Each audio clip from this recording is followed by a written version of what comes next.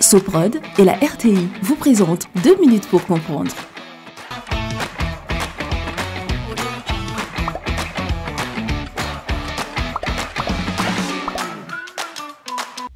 Bonjour, bienvenue dans 2 minutes pour comprendre, votre capsule quotidienne qui vous aide à comprendre comment fonctionne le monde qui nous entoure. Aujourd'hui, je vais vous parler de l'Arménie. L'Arménie est un pays situé dans le Petit Caucase, entre la Turquie et l'Azerbaïdjan. Géographiquement situé en Asie, le pays est culturellement tourné vers l'Europe.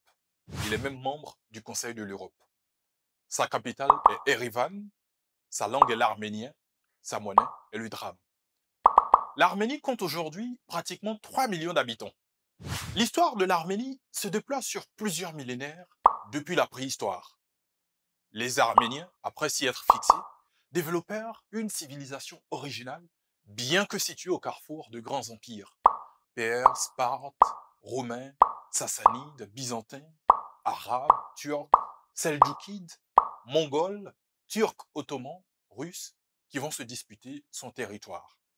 Face aux invasions, les Arméniens ont toujours fait preuve dans leur histoire d'une volonté farouche de conserver leur identité nationale. Même si leur culture a été influencée par leurs voisins dans de nombreux domaines, notamment la musique, la cuisine, la littérature, l'architecture, les Arméniens ont puisé dans une version nationale du christianisme enraciné dans leur langue la force de surmonter les pires épreuves, surtout au début du XXe siècle, avec le génocide arménien. La culture arménienne se perpétue en République d'Arménie, mais aussi un peu partout dans le monde, dans la diaspora arménienne.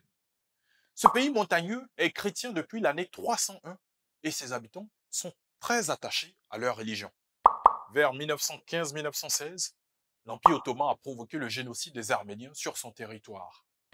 1,5 million de morts, constituant ainsi le premier génocide du XXe siècle. Je vous donne rendez-vous demain à la même heure pour un nouveau numéro de 2 minutes pour comprendre. Soprod et la RTI vous ont présenté 2 minutes pour comprendre.